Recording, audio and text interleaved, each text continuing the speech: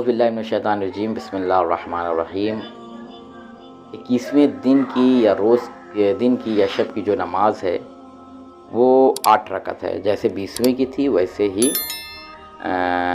21ویں شب کی بھی ہے اور روز کی بھی ہے۔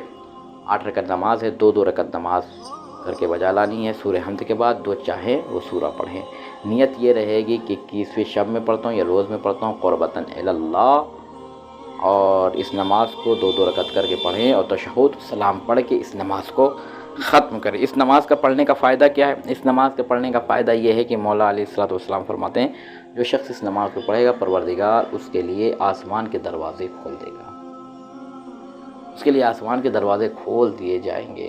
یعنی اب وہ جو چاہے اللہ سے طلب کر سکتا ہے، جو چاہے اپنے خدا سے مانگ سکتا ہے، اللہ اس کو وہ نعمت عطا کرے گا۔ لیکن شرط ہے مانگنے سے پہلے، مانگنے کے بھی کچھ آداب ہیں، مانگنے کے بھی کچھ طریقے ہیں جس سے ہمیں اسی طریقے سے مانگنا چاہیے۔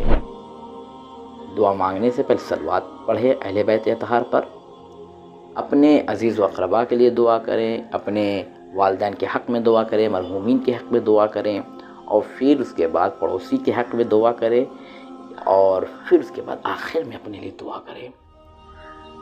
جب جناب فاطمہ زہرا سلام اللہ علیہا دعا کرتی رہیں اور دعا کرتے کرتے انہوں نے سب کے لیے دعا کی، پڑوسیوں کے لیے، ہمسائیوں کے لیے، عزیز کے لیے، مومنین کے لیے، سب کے لیے دعا کی، تو جناب امام حسن حسین نے پوچھا اماں آپ نے اپنے لیے تو کچھ نہیں مانگا؟